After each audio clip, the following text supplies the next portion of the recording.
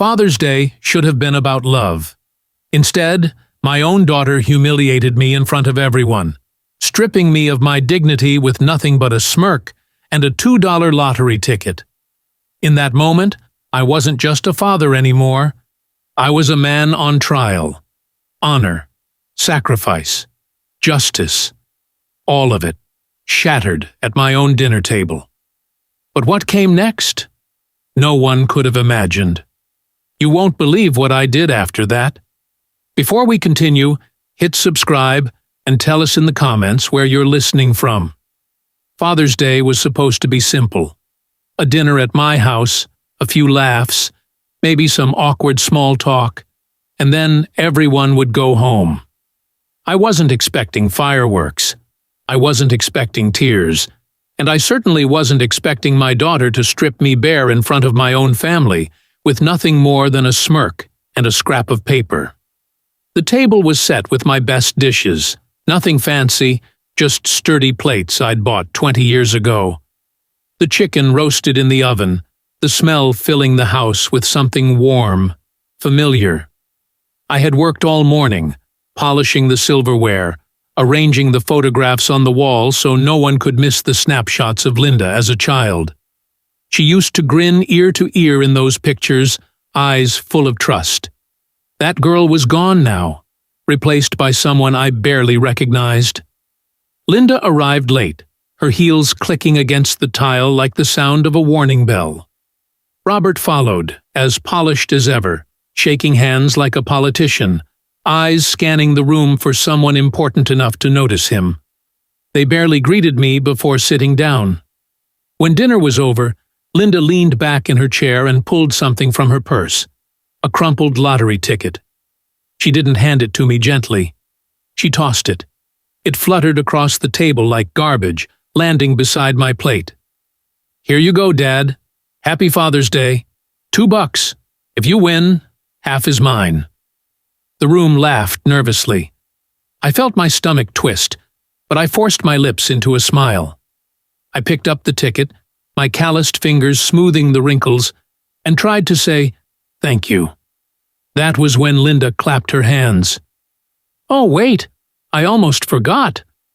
She reached under her chair and pulled out a glossy box wrapped with silk ribbon. She stood and walked around the table, placing it in front of Robert's father, Henry Johnson. "Now this," she said, "is a real gift. For Dad Robert." The box opened to reveal 2 tickets gleaming in gold. A Mediterranean cruise. 2 weeks, first class. $13,000. The room shifted. My nephew dropped his fork. My sister bit her lip. Robert puffed his chest like a king on his throne. Linda smiled, flashing her perfect teeth. "Because you've always been there for us, Robert. You've given us so much. You deserve the best." The laughter that followed was colder this time, sharp around the edges. Robert reached out, sliding his hand over the tickets like he was touching treasure. He looked at me across the table, his voice smooth as honey. "Your daughter knows how to honor sacrifice, Mark. You must be proud." Something in me snapped. I didn't show it. Not then. I sat there with my worthless $2 ticket in one hand, while the other hand gripped my knee under the table so hard I nearly drew blood. I looked around the room. My grandson Jake, usually glued to his phone, was staring wide-eyed at the scene. My sister avoided my eyes. Everyone knew what had just happened. Everyone knew the insult. But no one said a word. I forced myself to swallow the lump in my throat. "Sounds like a wonderful trip," I muttered. Linda laughed again, tossing her hair back. "Well, some people show love with grand gestures, Dad. Others—" She waved at the lottery ticket. "Others settle for the bare minimum." The words hit like a slap. Dinner continued, but I tasted nothing. My mind replayed old scenes. Linda gripping her first baseball, shouting, "You're the best, Dad." Linda crying at her mother's funeral, clinging to me as though I was the only thing keeping her whole. That girl was gone now. Now, she sat across from me, treating me like a joke, my life's work reduced to a scrap of paper and a punch line. When the plates were cleared and goodbyes were said, Linda kissed Robert's cheek, hugged his father, and gave me a quick pat on the shoulder. "Don't forget, Dad. Half of that ticket is mine if you win." The door closed. The silence that followed was deafening. I stood in my kitchen long after everyone left, staring at the ticket. The house felt emptier than ever. The photographs on the wall mocked me with smiles from a time when love was simple. I turned the ticket over in my hand. $2. That was what my daughter thought I was worth. But something inside me stirred. A voice I hadn't heard in years. Not anger, not sadness. Something colder. Resolve. I slipped the ticket into my pocket. "If this worthless scrap means nothing to her," I whispered, "maybe it'll mean everything to me." I didn't know why I said it. I didn't know why my heart pounded like I had just stepped into a fight. But I knew, deep in my bones, that the story wasn't over. Not even close. That night, as the clock ticked and the shadows stretched across my walls, I lay in bed with the ticket on the nightstand beside me. The weight of it pressed against me like a secret, like a challenge. Linda thought she had humiliated me. She thought she had made her point. But in trying to break me, she had set something else in motion. Something neither of us could stop. I closed my eyes, my jaw tight. "This isn't the end, Linda," I whispered to the dark. And I meant it. The morning I opened my bank account, the world tilted. I was sitting in my kitchen, the same chair I'd sat in for 20 years, sipping bitter coffee, staring at the glow of my old laptop.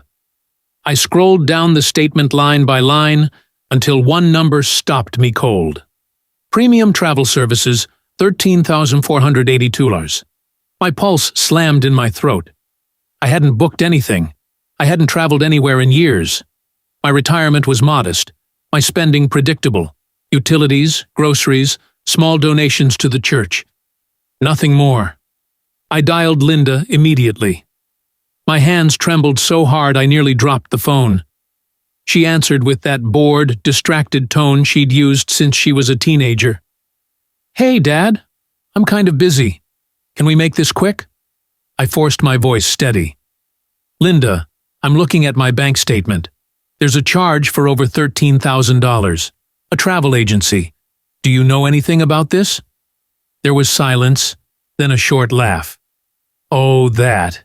Yeah, I booked Robert's father his cruise. You know, the Father's Day gift.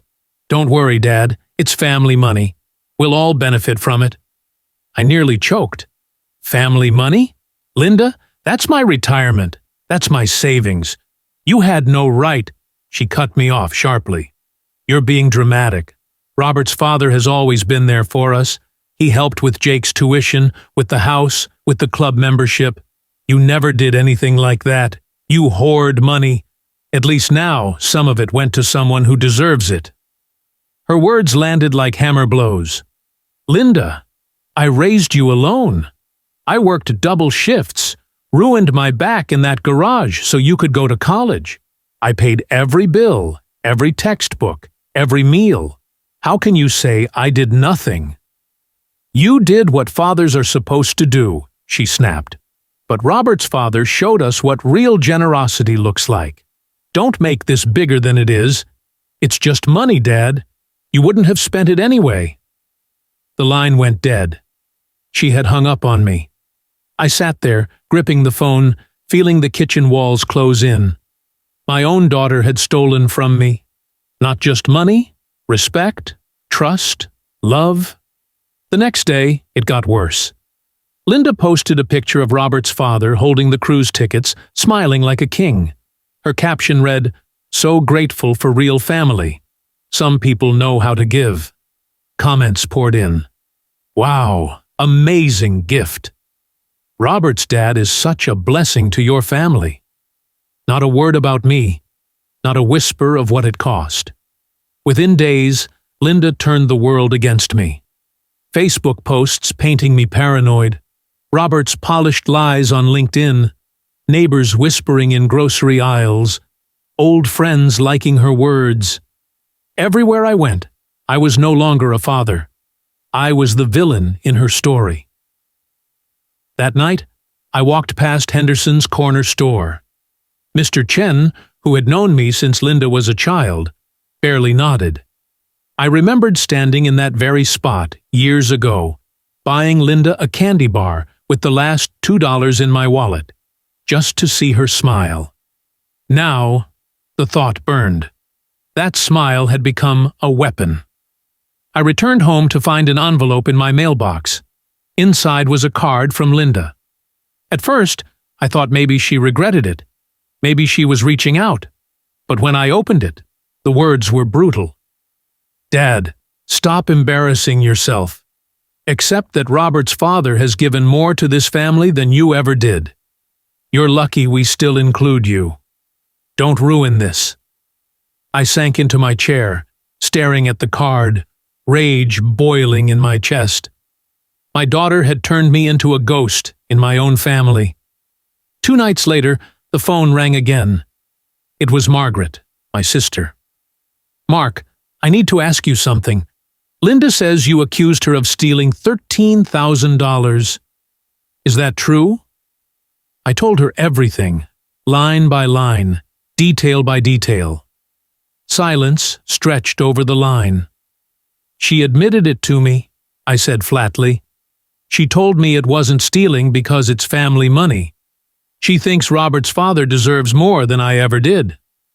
Margaret gasped. That's not possible. Linda wouldn't.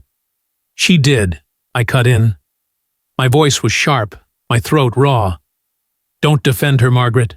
She chose her side. For the first time in my life, my sister had no words. That night, I couldn't sleep. I walked the house like a prisoner pacing his cell. Every corner, every picture frame reminded me of sacrifices Linda had already forgotten. Her first car, rebuilt from junk with my hands. Her wedding, paid for with money I'd saved over 10 years. The late nights I'd spent in the garage, the grease under my nails, the ache in my bones. All of it erased with a laugh and a Facebook post. And through it all, the $2 ticket sat on the counter, untouched. At first it was just a joke, a symbol of my humiliation. But now it became something else. A reminder. A tiny, crumpled piece of paper that whispered, "Hold on. Not for revenge, not for money, but for truth." The world wanted to believe Linda's story. They wanted the narrative of a selfish old man against his generous daughter. But I knew the truth. And as I stared at that ticket under the dim kitchen light, I felt something shift inside me. They thought they had buried me. They thought I was finished. But I was just beginning. It was a Thursday night when everything cracked open. I hadn't planned on watching the lottery drawing. I almost turned off the television when the cheery announcer came on, all smiles and fake energy. But something kept me there. Maybe boredom. Maybe spite. Maybe some invisible hand dragging me toward fate. The numbers rolled out, one by one. 6, 14, 22, 33, 45. Powerball 17. My chest went tight. My ears rang. Those numbers weren't random to me. They were burned into my brain. The ticket Linda had tossed at me on Father's Day carried those exact numbers. I remembered smoothing it out under the kitchen light, memorizing them without meaning to. I bolted from my chair, knocking my coffee across the table. I tore through the trash, shoving aside paper towels and apple cores until my fingers hit damp paper stuck to a yogurt lid. My hands shook so badly I nearly ripped it. But when I pulled it free, there it was. Wrinkled, coffee-stained, but alive. I rinsed it carefully under the tap, smoothed it against the counter, and stared. 6, 14, 22, 33, 45, 17. Every single number matched. I stumbled back into the chair, clutching the ticket like it might dissolve. My chest pounded so hard I thought it would kill me. My whole life, 40 years of grease, double shifts, broken knuckles, sacrifice, had never put me in a moment like this. That little scrap of paper Linda had called a joke was now worth $140 million. I dialed the hotline with trembling fingers.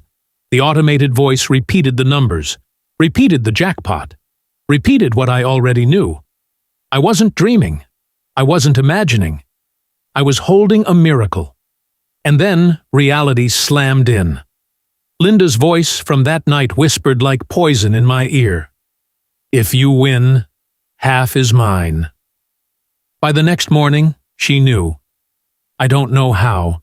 Maybe a loose-lipped lottery employee, maybe gossip. But she knew. Her car screeched into my driveway before I'd even finished breakfast. She stormed into my kitchen without knocking, her eyes wide, her voice trembling with adrenaline. "Dad, we did it! Do you understand? We're millionaires!" She said it like we were a team, like she hadn't humiliated me days earlier. I stayed seated, my hand resting on the ticket in its plastic sleeve. "Linda," I said carefully, "this ticket was a gift." Her smile froze. "A gift? Yes. But I said it. Half is mine. Everyone heard it. That's a verbal contract." I shook my head. "You threw it at me like garbage.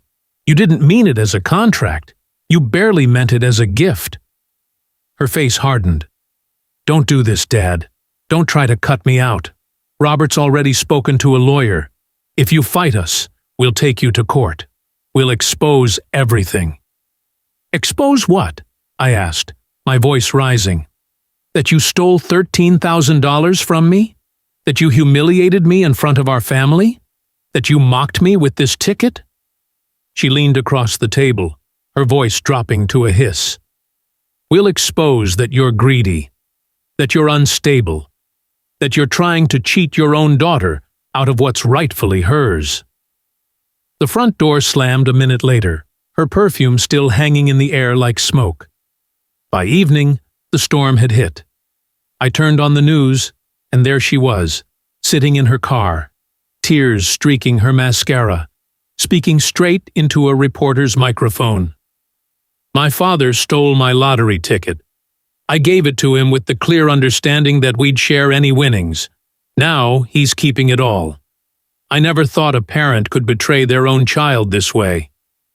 The headline flashed across the screen. "Local father accused of stealing jackpot from daughter." I nearly dropped the remote.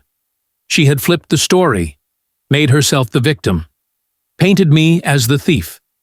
Within hours, it spread online. Her Facebook post went viral in our community. Dozens of comments poured in. "How could he do this to you? So cruel. Team Linda." Robert added fuel with a polished video on LinkedIn, speaking about the heartbreak of financial betrayal within families. He spoke like a seasoned politician, his tone measured, his face grave, while his hand rested reassuringly on Linda's shoulder. By the next morning, news vans were parked outside my house. Strangers shouted questions as I walked to my mailbox. "Why did you steal from your daughter? Are you going to share the money?" My neighbors stared from their lawns. People I'd known for years crossed the street rather than face me. And yet, in the middle of that chaos, I felt a strange kind of clarity. Yes, Linda was tearing me apart publicly. Yes, the world wanted to believe her. But I had something stronger than her lies. I had the truth and the ticket. Still, the attacks kept coming. Reporters called at all hours. Strangers messaged me online, calling me names I'd never been called before. The pressure was suffocating. Then came the letter. Delivered in a sleek white envelope, it was from Linda's lawyer. A formal demand. She claimed ownership of 50% of the jackpot, citing verbal agreement and implied family contract. If I refused, they would take me to court. I sat there, the letter trembling in my hands, and for a moment, I nearly caved. The thought of endless court battles, the humiliation, the vultures circling, it was almost too much. But then I remembered the sound of her voice at my table, laughing as she tossed that ticket at me. I remembered the way she said Robert had given her more than I ever had. And I knew. I wasn't giving in. I placed the ticket back into its sleeve, locked it away in my drawer, and whispered to myself, "You think you can twist the story, Linda. You think you can bury me under your lies. But you've underestimated me. You've underestimated what it means to fight for dignity." The world saw a greedy old man and a poor, betrayed daughter. But I knew the truth. And the truth was about to fight back. I had no idea how dark the coming days would get, or how close I'd come to breaking. But one thing was certain. The war had begun. The pressure had become unbearable. For weeks, I was branded a thief, a miser, the cruel old man who robbed his own daughter. The story consumed everything.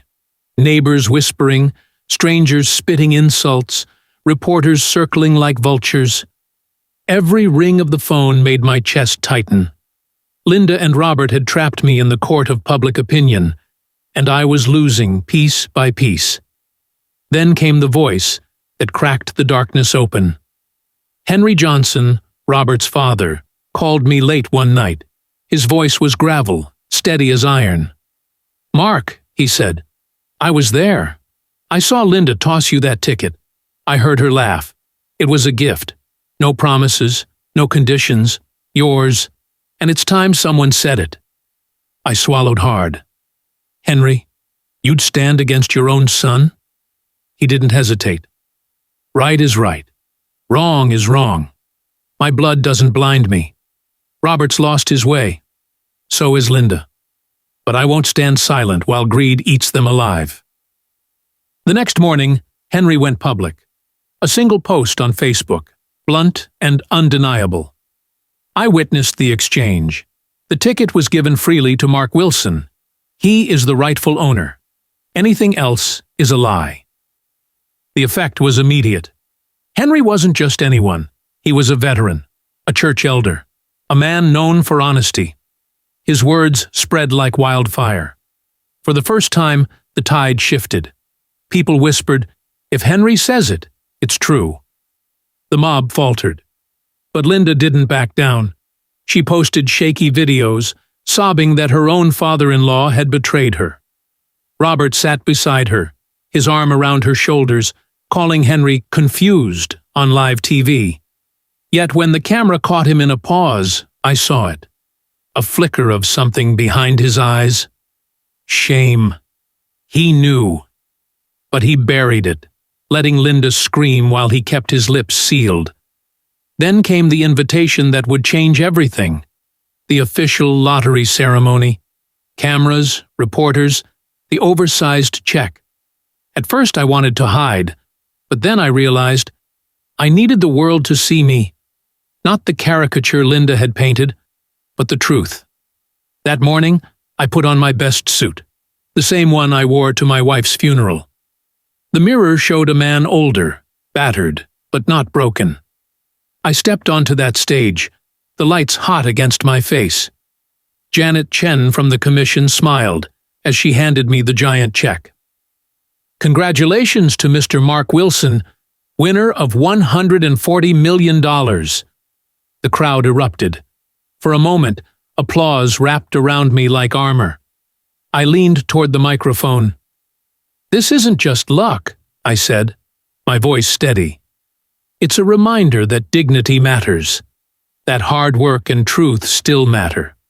I will use this blessing responsibly, not for arrogance, not for greed, but for purpose." The audience clapped louder. For the first time in months, I felt the ground under my feet. Then the back doors slammed open. Linda stormed in, Robert on her heels. Cameras swiveled instantly, microphones shoved forward. She shrieked above the noise. "That's my ticket! He stole it from me!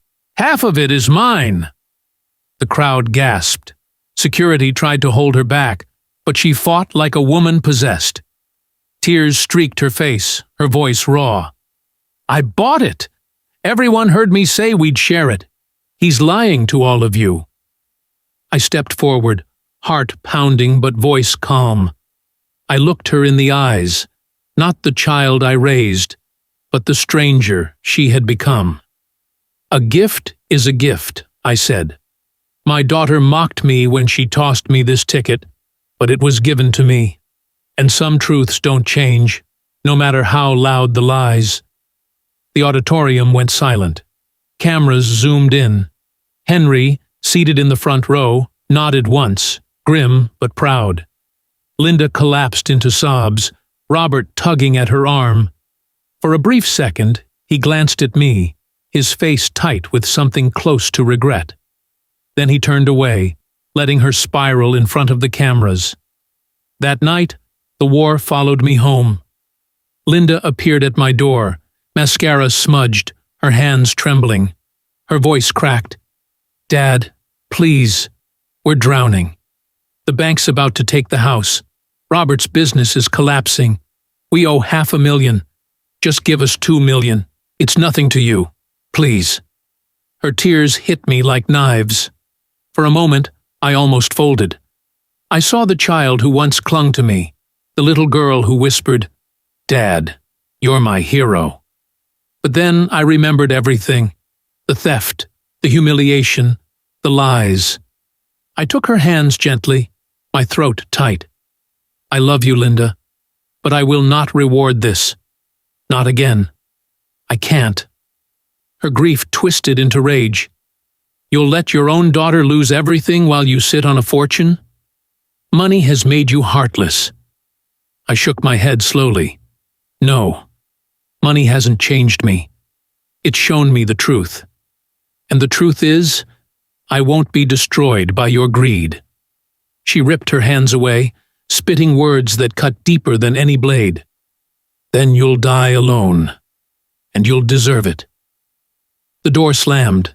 The house shook with silence, and I stood there, hollow, grieving. Not the woman who had just left, but the little girl I once carried on my shoulders. The cameras had seen the truth. The world was shifting, but all I felt was loss, and a flicker of something else, strength. For the first time in years, I had drawn the line, and I wasn't going back. 3 months after the ceremony, I stood in the middle of my living room, surrounded by cardboard boxes and silence.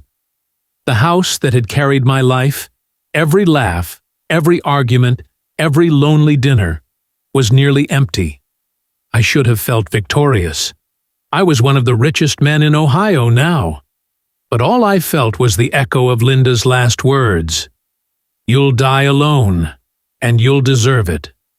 I scrolled through my phone one last time. Her number stared at me like an open wound. I hovered over the block contact button. My thumb shook. I thought of the little girl who used to fall asleep in the back seat after softball practice, the teenager who had once whispered, "Dad, you're my hero." And then I remembered the woman who had stolen from me, humiliated me, cursed me in front of the world. I pressed block. The silence that followed was brutal, but clean. Some bridges, once burned, should never be rebuilt. I loaded the last box into my truck and drove west to Dayton. The 2-hour drive stretched across rolling fields, past towns I'd never noticed before. With every mile, the weight of Cincinnati slid from my shoulders. I wasn't leaving money behind. I was leaving shame, betrayal, and a life that had been strangled by someone else's expectations. In Dayton, I found it. Henderson's old auto shop, shuttered and dusty. The sign was peeling, the garage doors rusted, but the bones were good. I walked inside, inhaled the smell of oil and metal that had lived in my blood since I was 18, and felt something ignite in my chest. This was what I knew. This was who I was. I bought it outright and hung a new sign: Wilson Classic Restorations. Within weeks, I hired 3 young mechanics, kids with grease under their nails, hungry to learn. One had just gotten out of prison, another had dropped out of school, the third was a single father barely holding his life together. They reminded me of myself, the underdogs, the overlooked. Working alongside them, my hands deep in engines again, I remembered what it meant to earn sweat instead of pity. The first project was a '69 Camaro, rusted and broken. We rebuilt it bolt by bolt, panel by panel. When the owner, a man my age, saw it gleaming in the sunlight, he cried. That was worth more than the check he wrote me. That was worth more than the jackpot. But I didn't stop with the shop. I used the money to build the Single Fathers Fund, a foundation offering scholarships, housing support, and emergency aid. I knew that road, the late nights with bills spread across the table, the empty fridge, the ache of pretending to be strong when all you wanted to do was collapse. If my fortune meant anything, it would mean fewer men had to fight that battle alone. Dayton embraced me. At the diner, people called me Mark with the shop. At church, they shook my hand without a trace of suspicion. No whispers, no sidelong glances, just normalcy. The wealth didn't matter here. What mattered was the work, the respect, the way I showed up. Still, sometimes at night, I thought of Linda. Not the woman screaming in that auditorium, not the one begging for money, but the little girl in pigtails running into my arms after school. The grief of losing her was a dull, constant ache, but it no longer controlled me. Love without respect is a chain, and I had broken mine. One evening, I stayed late at the shop. The Camaro restoration was finished, the tools cleaned, the air filled with the quiet hum of the cooling engine. I walked into my office, where on the wall hung a simple frame. Inside it was the coffee-stained, wrinkled lottery ticket, the scrap of paper that had detonated my life. I stared at it for a long time, and for the first time in months, a memory surfaced, so sharp it cut me open. It was the night of her wedding. The music had faded, the guests were drunk and dancing, but Linda had pulled me aside into a quiet hallway. She held my hand, her mascara smudged from tears of joy, and whispered, "Dad, I couldn't have done any of this without you. You're the best man I'll ever know." That was the last night I truly believed she saw me. Not as a provider, not as an obstacle, but as her father. I carried that moment for years like a flame in the dark. And maybe that's why losing her now hurts so deeply. Because once, she had known how to love me. For me, that memory is both a treasure and a wound. Now, standing in front of this ticket, I realized that was the last time I had felt like her hero. The ticket wasn't a symbol of money anymore. It was a reminder that sometimes the greatest gifts come wrapped in cruelty, that sometimes freedom is disguised as loss. Linda thought she had humiliated me with that ticket, reduced me to nothing. But it had forced me to face the truth. I had spent years enabling, excusing, bending. I had mistaken tolerance for love. That ticket taught me to draw the line.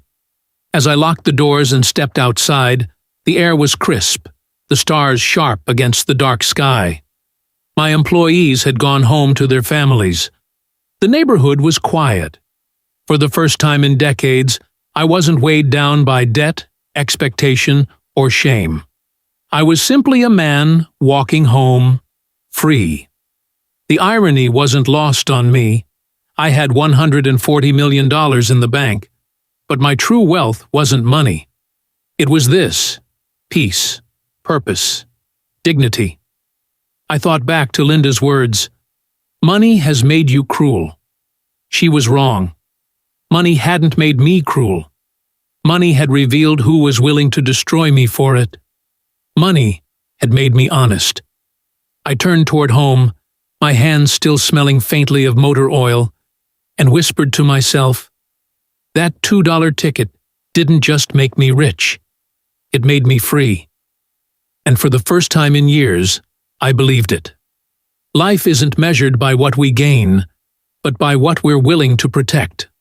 Our dignity, our honor, and the sacrifices that shaped us. Sometimes, the hardest battles are not fought in courts or on stages, but at our own dinner tables with the people we love most. This story wasn't about money. It was about respect, about knowing when to hold on and when to let go.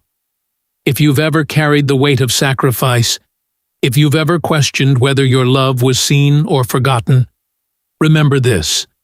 Your worth is not defined by anyone else's approval. It lives in the strength of your choices, the courage of your stand, and the truth you refuse to let die. And if this story moved you, don't keep it to yourself. Subscribe to our channel, hit like, share this video with someone who needs to hear it, and tell us in the comments what this story means to you. Because in the end, stories like this aren't just mine. They're ours. And remember, sometimes a father's last gift isn't money, but the courage to walk away with dignity.